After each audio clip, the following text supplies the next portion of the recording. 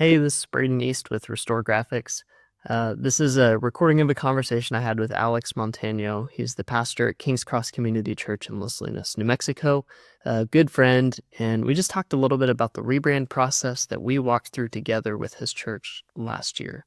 The things that have happened since then, some of the mistakes that they made before we connected, and then even things since then that we can learn lessons from. I really hope you enjoy it and get some value out of it. So without further ado, here's the conversation with Alex. Well, Alex, thanks for agreeing to talk with me. Um, you're down there in Los Lunas, New Mexico at King's Cross Community Church. So man, tell me a little bit about what life was like before you connected with me.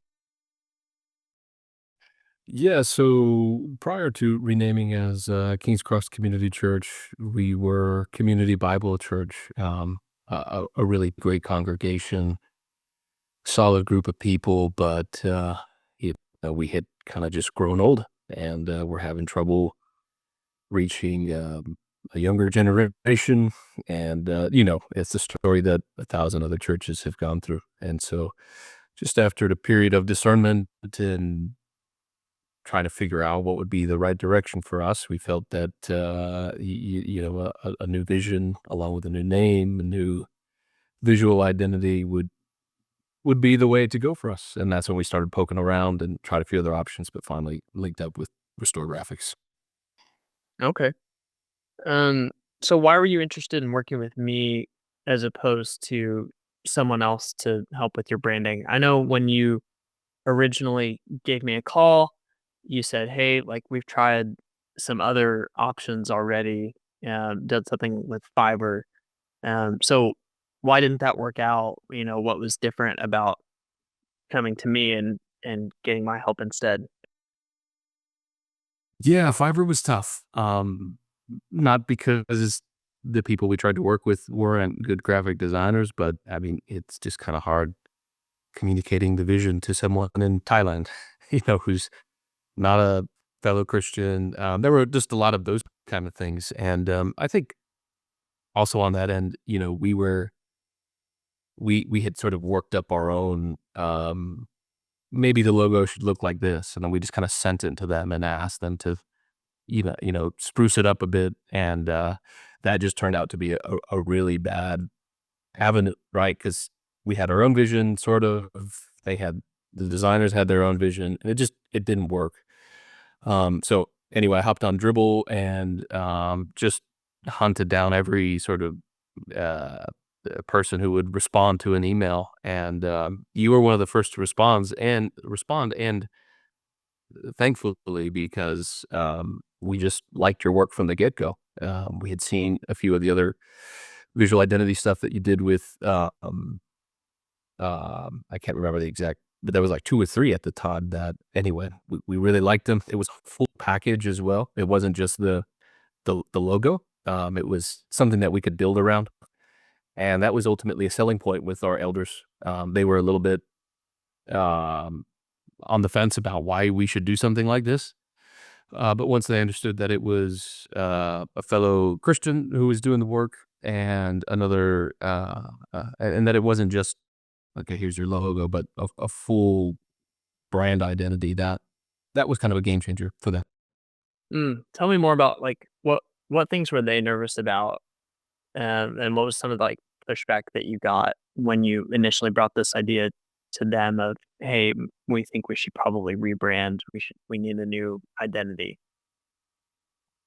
Yeah, the first reason was just what for? Um, yeah, I think it's something that, our elders, are of the older generation, but, they just haven't.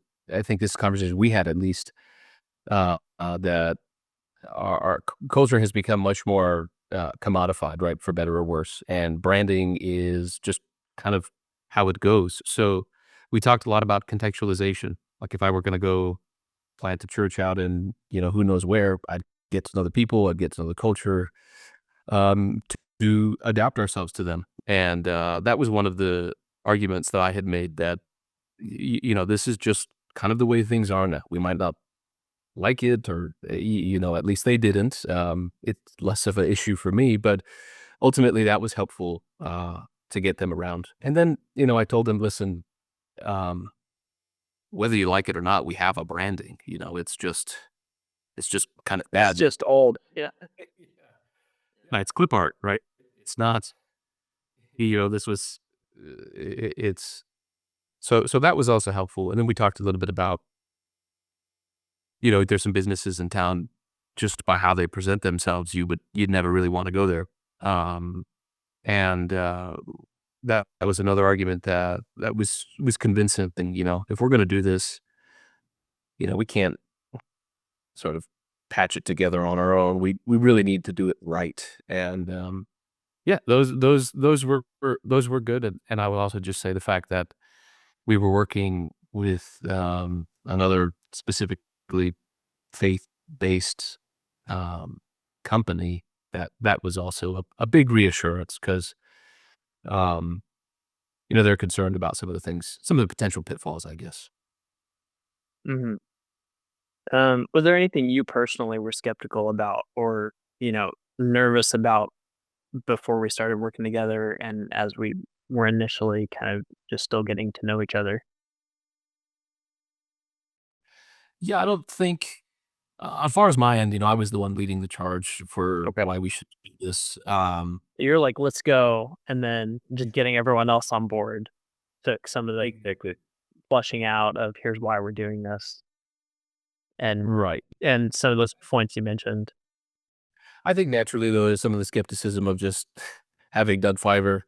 Are we going to spend $2,000 and get something we like? The skeptical of, how will the congregation receive this? Those kind of things where administrative questions, pastoral questions are at the back of my mind. But, working with you, those were relieved fairly quickly, right? I knew that my sort of more idiosyncratic request or whatever, you were accommodating, and, you were still leading the charge as the designer, but kind of bringing the vision of the church along with that. So that was super helpful. One of the things that just it was nice because I had my own ideas, and then you actually just get someone who knows what they're doing, and they've got better ideas.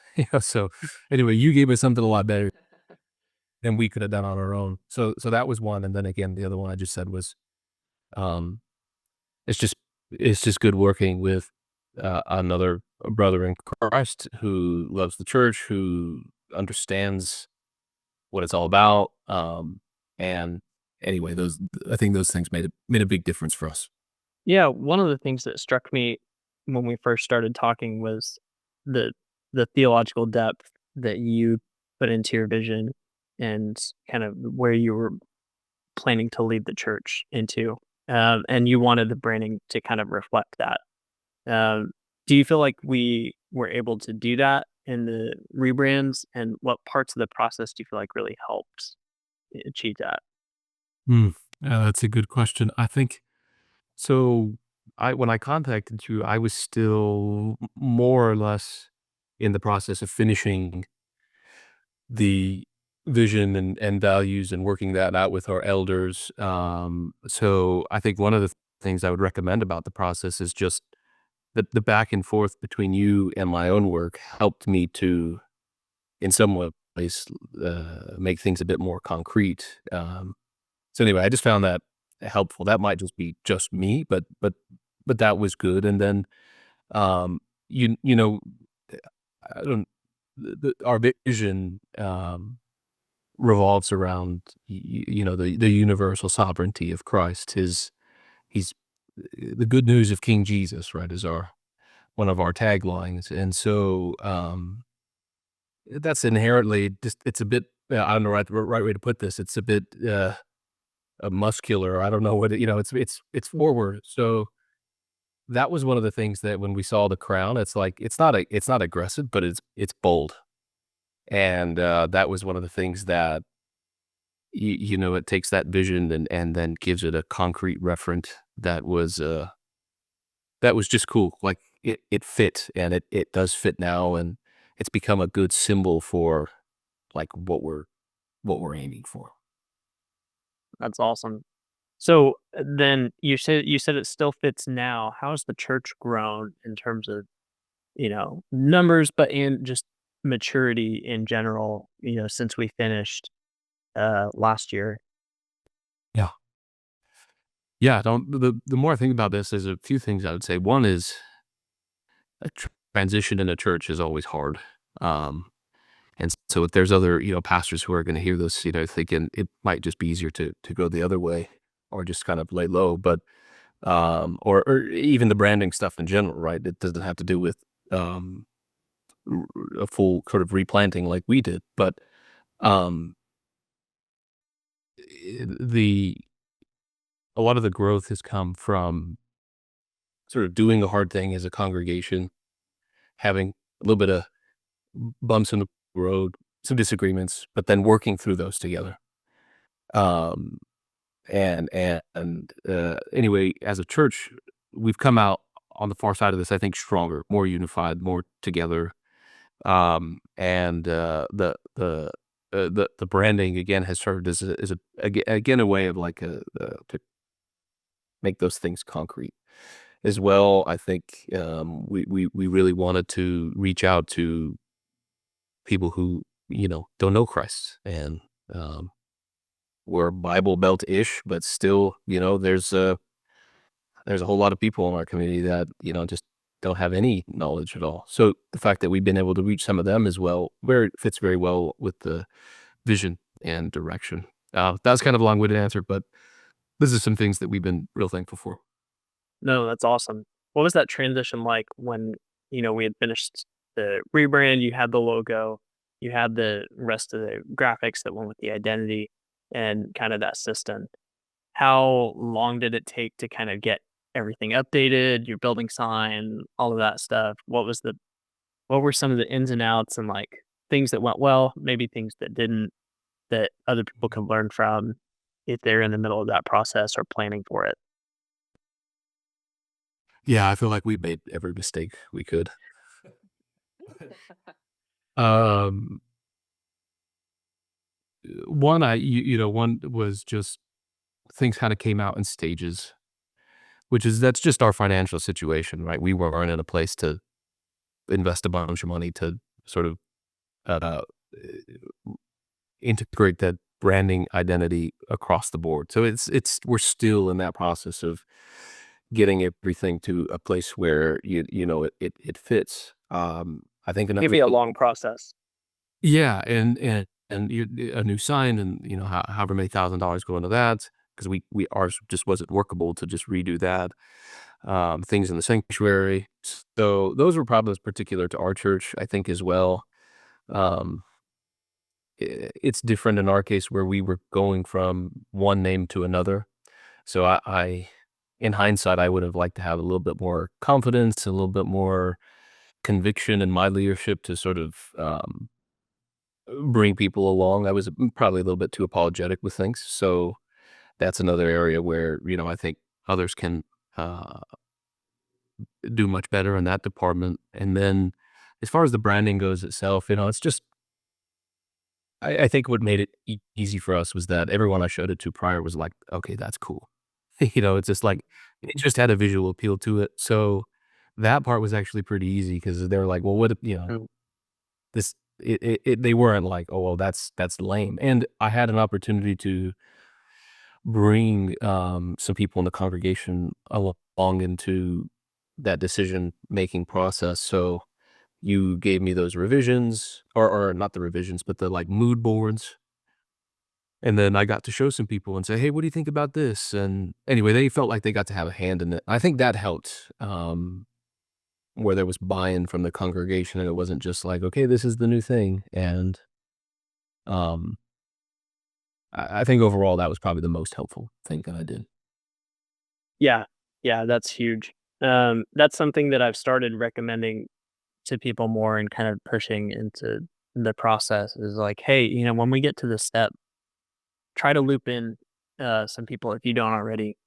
But then there's a balance of we want to get people's buy-in and feedback without creating like decision paralysis from so many voices and committees.